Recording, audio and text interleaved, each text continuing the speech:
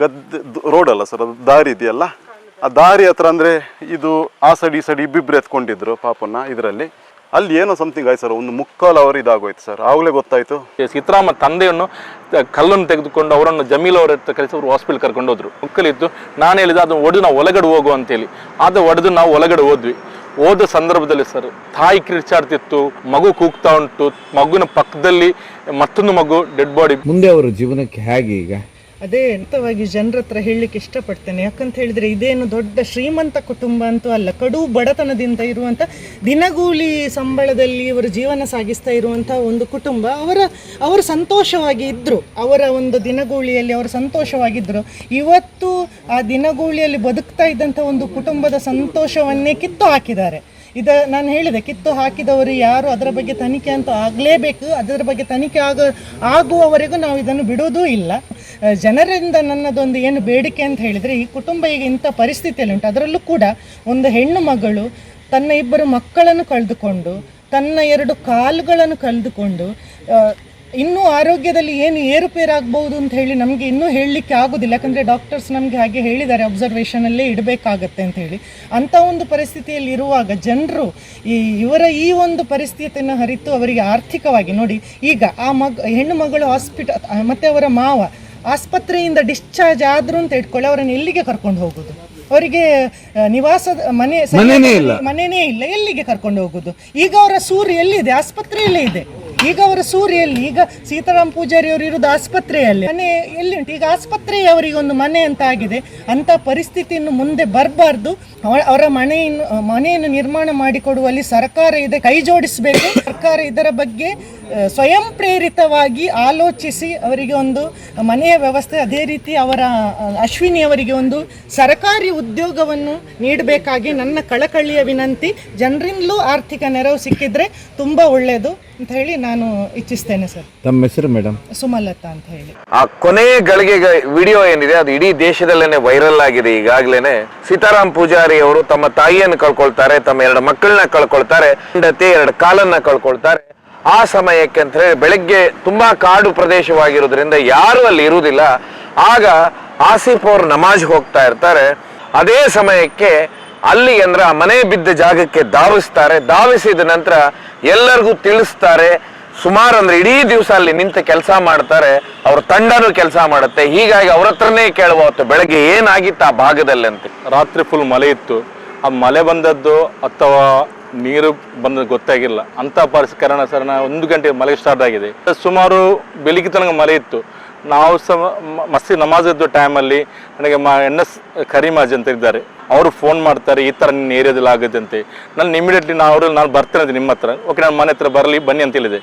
ನಾನು ಹೋಗ್ತಿರೋ ಸಂದರ್ಭದಲ್ಲಿ ನಮ್ಮ ಮಸೀದಿಗೆ ಪಕ್ಕದಲ್ಲಿ ಮಂಟಪದ ಬದ್ರಿಯಾ ಮಸೀದಿಗೆ ನಮಾಜ್ಗೆ ಜಮೀಲ್ ಅವರು ಬರ್ತಿದ್ದಾರೆ. ಇವರು ಒಟ್ಟಿಗೆ ಬರುವಾಗ ಇವರು NS ಕರೀಂ ಅವರು ನಾವು ಒಟ್ಟಿಗೆ ಅಲ್ಲಿಗೆ ಬಂದ್ವಿ. ಮೊದಲು NS ಕರೀಂ ಅವರು, ನಾನು ಸಹ ಒಟ್ಟಿಗೆ ಅದರೊಟ್ಟಿಗೆ ಬಂದು ಇಲ್ಲಿ ತಲುಪುವಾಗ ಅಲ್ಲಿ ಪರಿಸರದ 2-3 ಜನ ಅವರ ತಮ್ಮ ಅಣ್ಣಪ್ಪನ ಅವರ ತಮ್ಮ ಪ್ರಕಾಶ್ ಅವರಿದ್ದರು. ಅವರಲ್ಲಿ ಹುಡ್ಕಾಡ್ತಿರೋ ಸಂದರ್ಭದಲ್ಲಿ ಪಕ್ಕದಲ್ಲಿ ಈ ಸೀತಾರಾಮ್ ಎಂಬವರ ತಂದೆ ಅವರ ಕಾಲಡಿಯಲ್ಲಿ ಅವರ ಕಾಲಿಗೆ ಒಂದು ರಾಡ್ ತರ ಒಂದು ಕಲ್ಲಿನ ಗಿಟ್ಟೆ ಅವರ ಕಾಲಡಿಗೆ ಬಿತ್ತಿತ್ತು. ಕಲ್ಲನ್ನು ನಾವು ತೆಗೆಯುವ ಸಂದರ್ಭದಲ್ಲಿ ಅದನ್ನು ತೆಗೆಯುವಂಥ ಸಂದರ್ಭದಲ್ಲಿ ಅವರ ಕಾಲ ಅಡಿಯಲ್ಲಿ ಬಾಕಿ ತೆಗೆಯಲು ತುಂಬ ಕಷ್ಟ ಇತ್ತು. ನಾವು ಅಲ್ಲಿಂದ ಪಕ್ಕದವ್ರ ಮನೆಯಲ್ಲಿ ಒಬ್ಬರು ಪಿಕ್ಕಸ್ಸನ್ನು ಅದನ್ನು ಒಡೆದು ತೆಗೆಯುವಾಗ ಅವರ ಕಾಲು ತೆಗೆದ ತಕ್ಷಣ ಅದೇ ಸೈಡಲ್ಲಿ ಒಂದು ಗುಡ್ಡೆ ಒಳಗೆ ಅವರ ಹೆಂಡತಿ ಡೆಡ್ ಬಾಡಿಯಲ್ಲಿ ಇತ್ತು. ಆ ಸಂದರ್ಭದಲ್ಲಿ ಮತ್ತೆ ಇಲ್ಲಿ 2 ಅನಂತರ ನಾವು ಅಲ್ಲಿ ಹೇಳಿದ್ವಿ, ಮೊದಲು ಇವರನ್ನು ನಾವು ಬಚಾವ್ ಮಾಡಿ, ಯಾಕಂದ್ರೆ ಅವ್ರನ್ನ ಡೆಡ್ ಬಾಡಿ ಆಗಿ ಅಲ್ಲಿ ಉಂಟು, ಇವರನ್ನು ನಾವು ಸೇಫ್ ಮಾಡೋ ಸಂದರ್ಭದಲ್ಲಿ ಮತ್ತೊಂದು 2 ಪ್ರಕಾಶನ್ ಮತ್ತು ಅಲ್ಲಿ ಮಕ್ಕಳು ನೋಡ್ತಿದ್ರು. ಅವರಲ್ಲಿ ಆಸಿಫ್ ಇಲ್ಲಿ ಮಗು ಮತ್ತು ತಾಯಿ ಕಿರಿಚಾಡ್ತಾ ಉಂಟಂತೇಳಿ ಇಮಿಡಿಯೇಟ್ಲಿ ನಾವು ಆ ಕಿರಿಚಾಡು ಇವರನ್ನು ಇಮಿಡಿಯೇಟ್ಲಿ ನಾನು ಈ ಸೀತಾರಾಮ ತಂದೆಯನ್ನು ಕಲ್ಲನ್ನು ತೆಗೆದುಕೊಂಡು ಅವರನ್ನು ಜಮೀಲ್ ಅವರ ಹತ್ರ ಕಳಿಸಿ ಅವರು ಹಾಸ್ಪಿಟಲ್ ಕರ್ಕೊಂಡು ಹೋದ್ರು. ಮಕ್ಕಳಿತ್ತು. ನಾನು ಹೇಳಿದ ಅದನ್ನು ಒಡೆದು ನಾವು ಒಳಗಡೆ ಹೋಗು ಅಂತೇಳಿ. ಅದು ಒಡೆದು ನಾವು ಒಳಗಡೆ ಹೋದ್ವಿ. ಹೋದ ಸಂದರ್ಭದಲ್ಲಿ ಸರ್ ತಾಯಿ ಕಿರ್ಚಾಡ್ತಿತ್ತು, ಮಗು ಕೂಗ್ತಾ ಉಂಟು, ಮಗುವಿನ ಪಕ್ಕದಲ್ಲಿ ಮತ್ತೊಂದು ಮಗು ಡೆಡ್ ಬಾಡಿ ಏನಿಲ್ಲ ಅದನ್ನು ಡೆಡ್ ಬಾಡಿ ಒಂದು ಬಿತ್ತೈತೆ ಸರ್. ಆ ಸಂದರ್ಭದಲ್ಲಿ ಮತ್ತೆ ಸಹ ನಾವು ಅದನ್ನು ತೆಗೀಲಿಕ್ಕೆ ಟ್ರೈ ಮಾಡಿ ಆಗಿಲ್ಲ. ಮತ್ತೆ ಹೊರಗಡೆ ಬಂದು ಮತ್ತೇನೋ ಒಂದು ವೆಪನ್ಸ್ ತಗೊಂಡು ಹೋದ ಸಂದರ್ಭದಲ್ಲಿ ಮತ್ತೆ ತಾಯಿ ಹೇಳಿತ್ತು, ಆಸಿಫಣ್ಣ ಎಂಚ ಹೇಗ ನೀವು ತೆಗೀರಿ, ನನಗೆ ಸ್ವಲ್ಪ ಗ್ಯಾಪ್ ಮಾಡಿ ನನ್ನ ಮಗನ ಕಾಲು ತಗೊಂಡೋಗಿ ನನಗೆ ಬರ್ಲಿಕ್ಕೆ ಮತ್ತೆ ಟ್ರೈ ಮಾಡಿದೆ ಸರ್. ಅದ್ರೊಳಗೆ ನಾನು ಸಹ ಬರ್ತೇನೆ, ಮಗುವನ್ನು ಬೇಗ ತೆಗಿಬೋದಲ್ಲ, ತೆಗಿ ಅಂತೇಳಿ ನಾನು ತುಂಬ ಟ್ರೈ ಮಾಡಿ ಒಳಗಡೆ ಕೈ ಸ್ವಲ್ಪ ಅರ್ಧ ತಲೆ ನಾನು ಸಹ ಹಾಕಿದೆ.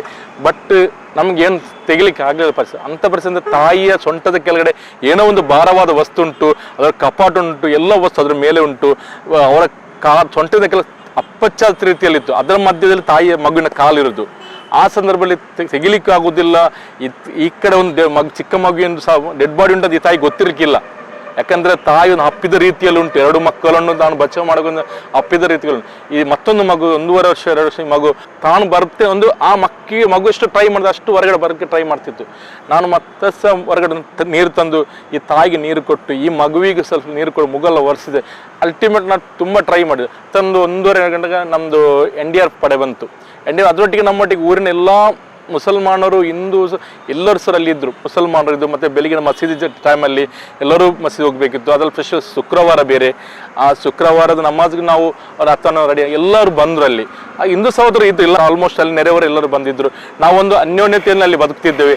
ಎಲ್ಲರೂ ಒಟ್ಟು ಸೇರಿ ಪ್ರಯತ್ನ ಪಟ್ಟು ಸರ್. ಮತ್ತು NDRF ಬಂದ ನಮಗೆ ಅಲ್ಲಿ ಇನ್ಕ್ಲೂಡ್. ಮತ್ತು NDRFನೊಟ್ಟಿಗೆ ಏನೆಲ್ಲ ಸಾಮಗ್ರಿ ಅದನ್ನು ಅವರ ಮನೆಗೆ ಬರಬೇಕಾದ್ರೆ ಒಂದು 500 ಮೀಟರ್ ಹಾಕಿದ ಐಟಮ್ ತರಬೇಕು ನಾವು. ಅದನ್ನು ಊರಿನವರು ಎಲ್ಲರೂ ಹೊತ್ಕೊಂಡು ಬಂದರು. ಕಾಡ್ ರಸ್ತೆ ಅದು, ಕಾಡ್ ರಸ್ತೆ. ಅಲ್ಲಿಂದ ನಾವು ಬರುವಾಗ ಅದನ್ನು ನಾವು ಹೊತ್ಕೊಂಡು ಬಂದು ಟ್ರೈ ಮಾಡಿದ್ವಿ. ಆಲ್ಮೋಸ್ಟ್ ನಾವು NDRF ಒಟ್ಟಿಗೆ 9 ಗಂಟೆ ಟ್ರೈ ಮಾಡಿದ್ವಿ ಸರ್. NDRF ಎಷ್ಟು ಗಂಟೆ ಬಂತು ಸರ್ ಅದು? ಅವರು ಅರೌಂಡ್ 8:30-9 ಗಂಟೆ ತನಕ ಬಂದರು. ಸಿಕ್ಕಾಪಟ್ಟೆ ಮಲೆ ಅಂದರೆ ಸರ್ ಹೋಗ್ಲಿಕ್ಕೆ ಆಗಲ್ಲ ಆ ಮಲೆಗೆ. ಅದು ತೋಟ ಪ್ರದೇಶ, ಕೆರೆ ಉಂಟು, ಸರಿಯಾದ ರಸ್ತೆ ಇರಲಿಲ್ಲ. ರಸ್ತೆ ಅಲ್ಲಿಂದ ಮಗುವೊಂದು ಜೀವ ಉಂಟು, ತಾವಿ ಕಿರಿಚಾಡ್ತುಂಟು ಸರ್. ಆ ಮಗು ಇವಾಗ ಸಹ ವಿಡಿಯೋ ನೋಡೋಕೆ ತುಂಬ ನಾವು 3 ದಿವಸ ಮಲಗಲಿಲ್ಲ ಸರ್. ನಾವು ಹಿಟಾಚಿ ತಂದದ್ದು ಎತ್ತು ಪ್ರಯತ್ನ ಮಾಡಲಿಲ್ವ ಸರ್ಕಾರ? ಹಿಟಾಚಿಯಲ್ಲಿ ಯಾಕೆ ಸರ್ ಬರ್ಲಿಕ್ಕೆ ರಸ್ತೆ ಇಲ್ಲ ಸರ್, ಸರಿಯಾದ ರಸ್ತೆ ವ್ಯವಸ್ಥೆ ಇಲ್ಲಲ್ಲ.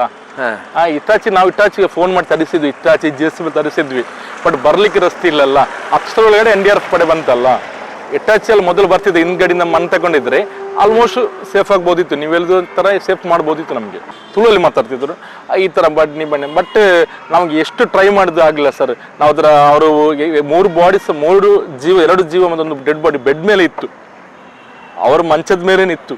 ಆ ಮಂಚಕ್ಕೆ ಮೇಲಕ್ಕೇನೆ ಇದು ಅಲ್ಲಿದ್ದು ಬೋರ್ಡು, ಅಲ್ಲಿ ಕಪಾಟ ಅವ್ರ ಮೇಲಿಗೆ ಬಿದ್ದು ಡೆಡ್ ಬಾಡಿ ಆಗಿದೆ. ಅದೊಂದು ಮಗುವೊಂದು 4 ಇಯರ್ಸ್ ಮಗು ಒಂದು ಡೆತ್ ಆಗೋ ಸ್ಥಿತಿ ಇತ್ತು ಸರ್. ದೇವರು ಯಾರಿಗಂತೂ ಬರಬಾರ್ದು. ಎಲ್ಲ ತಂಡ, ಎಲ್ಲ ಯುವಕರು ಮಂಟಪದ ಅಂದ್ರೆ ಹೇಳಿ ಸರ್, ಅಲ್ಲೊಂದು ಟೀಮೇ ಉಂಟು ಸರ್. ಮೊಂಟೆಪದ ಎಂಬುದು ಎಂಬುದೊಂದು ಊರುಂಟು ಸರ್. ಅದು ಎಲ್ಲ ಅಲ್ಲಿ ಇಷ್ಟರವರೆಗೆ ಮಂಜನಾಡಿ ಗ್ರಾಮ ಇಷ್ಟರವರೆಗೆ ಒಂದು ಕೋಮುಗಲವಾಗದ್ರ ಊರು.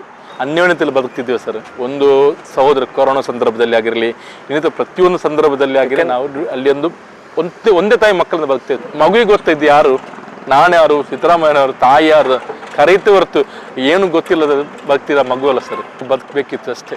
ತಮ್ಮ ಹೆಸರು ಸರ್? ಆಸಿಫ್ ಅಂತ ಹೇಳಿ ಸರ್. ನಾನು ಅಶ್ವಿನಿ ಅವರ ಊರಿನವರು ನಾವು. ಅವ್ರ ತಮ್ಮ ಅವರನ್ನ ನನಗೆ ಫೋನ್ ಹಾಕಿದ್ರು, ಬೆಳಿಗ್ಗೆ ಹಿಂಗೆ ಆಗೈತೆ ಅಂತ.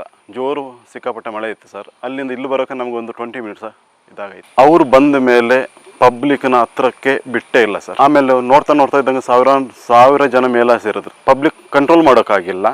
ನಾವು ಇವ್ರು ಏನೋ ಇವಾಗ ಮಗುನ ತಾಯಿನ ರಿಸ್ಕ್ ಇದು ಮಾಡಿ ಆಚೆ ತರ್ತಾರಂತ ಹೇಳ್ಬಿಟ್ಟು ಕಾಯ್ತಾ ಇದ್ವಿ. 1 ಗಂಟೆ ಆಯಿತು, 2 ಗಂಟೆ ಆಯಿತು. ಆಲ್ಮೋಸ್ಟ್ ಅವರು ರಿಸ್ಕ್ ಇದು ಸ್ಟಾರ್ಟ್ ಮಾಡಿ ಆಲ್ಮೋಸ್ಟ್ ಮಧ್ಯಾಹ್ನ 1:15 ಸರ್ ಅಶ್ವಿನಿನ ಆಚೆ ತಂದಿರೋದು. ಅದಕ್ಕಿಂತ ಮೊದಲು ಪಾಪನ ತಂದಾರೆ.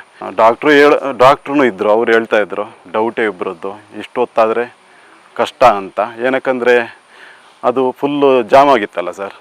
ಈ ಮೆಡಿಸಿನ್ ಥಿಯರಿ ಪ್ರಕಾರ ಒಂದು 8 ಅವರ್ಸ್ ಮೇಲೆ ಬಾಡಿ ಇದಾದರೆ ಸಮಥಿಂಗ್ ಏನೋ ಆಗುತ್ತೆ ಅಂತ ಡಾಕ್ಟ್ರು ಆವಾಗಲೂ ನಮಗೆ ಹೇಳ್ತಾ ಇದ್ರು. ಅವರು ತಂದ್ರೆ ಅಯ್ಯೋ ದೇವರ ಏನೋ ಅಷ್ಟು ಟೆನ್ಷನ್ ಆಗೋಯ್ತು ಸರ್. ಕೊನೆಗೆ ಅವ್ರು ಏನೋ ಹರಸಾಹಸ ಮಾಡಿ ತೆಗೆದ್ರು ಸರ್. ನಂದೊಂದು ಅನಿಸಿಕೆ ಏನಂದರೆ, ಪಬ್ಲಿಕ್ಕಿಗೂ ಸ್ವಲ್ಪ ಬನ್ನಿ ಕೈ ಹಾಕಿ ಏನಾದರೂ ಒಂದು ಮಾಡಿ ಅಂತ ಏನಾದರೂ ಬಿಟ್ಟಿದ್ರೆ ಏನೊಂದು ಆ 2 ಜೀವ ಉಳಿತಿತ್ತೇನೋ ಅಂತ ಒಂದು ಸರ್ ನಂದೊಂದು ಅನಿಸಿಕೆ. ಮಗು ಎತ್ಕೊಂಡು ಇದು ಮಾಡಬೇಕಾದ್ರೆ ಇಲ್ಲಿ ಆಕ್ಸಿಜನ್ ಎಲ್ಲ ಇಕ್ಬಿಟ್ಟು ಇವ್ರು ಹೇಳಿದ್ರೆ ಓಕೆ ತೊಂದರೆ ಇಲ್ಲ, ಇಮಿಡಿಯೇಟ್ಲಿ ಹಾಸ್ಪಿಟಲ್ಗೆ ಆಂಬುಲೆನ್ಸಲ್ಲಿ ಕೊಂಡೋಗೋದಂತ.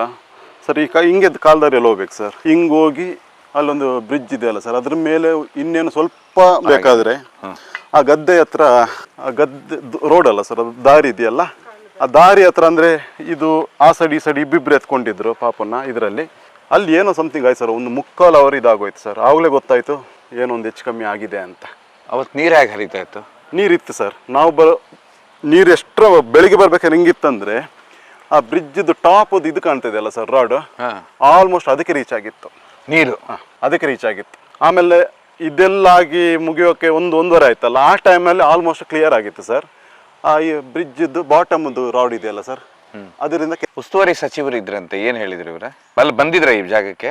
ಇಲ್ಲ, ನಮ್ಗೆ ಗೊತ್ತಿಲ್ಲ ಸರ್. ಹೌದಾ? ಯಾಕೆ ನಿಮ್ಗೆ ಗೊತ್ತಿಲ್ವಾ? ನಾವು ಹಾಸ್ಪಿಟಲ್ ಅಲ್ಲಿ ಇದ್ದೇವೆ ಸರ್. ನನ್ನ ಅಕ್ಕ ಇದ್ದಾರೆ, ಇವರ ಅಪ್ಪ ಇದ್ದಾರೆ, ಅಲ್ಲಿ ನೋಡೋಕೆ ಯಾರಿಲ್ಲ, ನಾವೇ ನೋಡ್ಬೇಕು. ಹಾಸ್ಪಿಟಲ್ಗೆಲ್ಲ ಬಂದಿಲ್ಲ ಸರ್.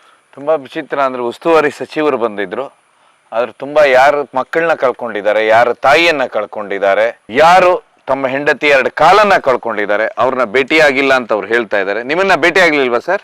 ಅದರ ಅರ್ಥ ಸರ್ಕಾರ ಯಾರನ್ನ ಭೇಟಿ ಆಗ್ಬೇಕಾಗಿತ್ತು ಅವರನ್ನ ಭೇಟಿ ಆಗ್ಲಿಲ್ಲ ಅಂತ ಹೇಳಿ ಇಲ್ಲಿ ಆ ಸಮಯದಲ್ಲಿ ಅವರು ಆಸ್ಪತ್ರೆಯಲ್ಲಿದ್ರ. ಸರ್ ತಮ್ಮ ಹೆಸರು? ತೇಜ್ ಕುಮಾರ್ ಅಂತ. ಏನಾಗಬೇಕು ಇವರು?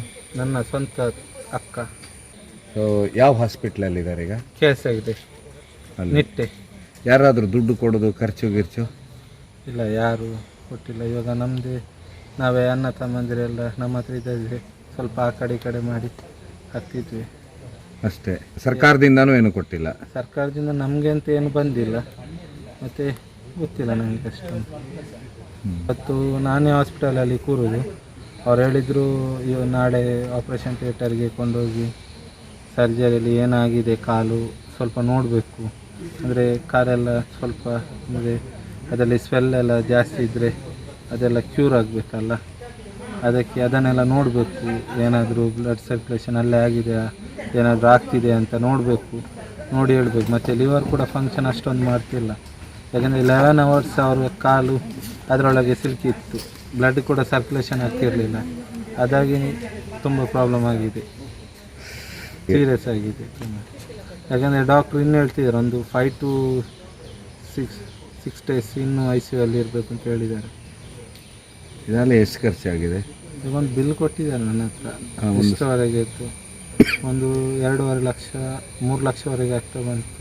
3 ಲಕ್ಷದವರೆಗೆ ಖರ್ಚಾಗಿದೆ. ಅವರು ದಿನಗೂಲಿ ಕೆಲ್ಸಕ್ಕೆ ಹೋಗುವಂತವ್ರು, ವೆಲ್ಡಿಂಗ್ ಹೋಗುವಂತವ್ರು ಈ ರೀತಿ ಪೂರ್ತಿ ಸಮಸ್ಯೆಯಲ್ಲಿ ಈಗ ನೀವು ನೋಡ್ತೀರಾ 2 ಮಕ್ಕಳನ್ನೂ ಕಳ್ಕೊಂಡಿದ್ದಾರೆ, ಅವ್ರ ಮನೇನೂ ಧರೆಗೆ ಉರುಳಿದೆ. ಇತ್ತ ಸರ್ಕಾರವು ಯಾವುದೂ ಇಲ್ಲಿವರೆಗೂ ತಲೆ ಕೆಡಿಸ್ಕೊಂಡಿಲ್ಲ ಅಂತ ಹೇಳಿದ್ರೆ ಈ ಜಾಗದ ವಿಡಿಯೋ ದೇಶದ ಮಾಧ್ಯಮಗಳಲ್ಲಿ ದೊಡ್ಡ ಮಟ್ಟದ ವೈರಲ್ ಆಯ್ತು. ಆದ್ರೆ ಇವತ್ತಿಗೂ ಇಲ್ಲಿ ಯಾರು ಬಂದಿಲ್ಲ ಅನ್ನೋದು ತುಂಬಾ ದುರಾದೃಷ್ಟ. ಆಮೇಲೆ ಎಲ್ಲದಕ್ಕಿಂತ ಹೆಚ್ಚಾಗಿ ಈಗ ಅವರ ಹೆಂಡತಿ ಆಸ್ಪತ್ರೆಯಲ್ಲಿದ್ದಾರೆ, ICUನಲ್ಲಿ 2 ಕಾಲನ್ನು ಕಳ್ಕೊಂಡಿದ್ದಾರೆ. ಈಗ ಆರ್ಥಿಕವಾಗಿ ಸಂಪೂರ್ಣವಾಗಿ ಕೆಂಗೆಟ್ಟಿದ್ದಾರೆ ಅಂದ್ರೆ ನೀವು ನೋಡ್ಬೋದು ಈ ಮನೆ ಪೂರ್ತಿ. ಸೀತಾರಾಮ್ ಪೂಜಾರಿ ಅವರಿಗೆ ನೇರವಾಗಿ ಯಾರಾದ್ರೂ ಅಂತ ಹೇಳಿದ್ರೆ ಕಾನೂನಿನ ರಕ್ಷಣೆ ಕೊಡುವಂತವ್ರು ಇದ್ರೂ ಇರ್ಬೋದು, ಅಥವಾ ಆರ್ಥಿಕವಾಗಿ ಯಾರಾದ್ರೂ ಸಹಾಯ ಮಾಡುವಂತವ್ರು ಇರ್ಬೋದು, ಅಥವಾ ಸರ್ಕಾರದಿಂದ ಸಹಾಯ ಮಾಡುವಂತವ್ರು ಅಂದ್ರೆ ವಿಶೇಷವಾಗಿ ಸರ್ಕಾರ ಈ ಭಾಗಕ್ಕೆ ಕರ್ಕೊಂಡು ಬಂದು ಸಹಾಯ ಮಾಡುವಂತ ಸಂಘ ಸಂಸ್ಥೆಗಳಿದಾವೆ. ಹೀಗಾಗಿ ಸೀತಾರಾಮ್ ಪೂಜಾರಿ ಅವರಿಗೆ ನೀವು ನೇರವಾಗಿ ಕಾಂಟ್ಯಾಕ್ಟ್ ಮಾಡಬಹುದು, ರಾಜ್ಯದ ಯಾವುದೇ ಸಂಘ ಸಂಸ್ಥೆಯವರು. ಸರ್ ನಿಮ್ಮ ಫೋನ್ ನಂಬರ್ ಏನು ಸರ್? 8050 83 7153. ತಮ್ಮ ಹೆಸರು? ಸೀತಾರಾಮ್.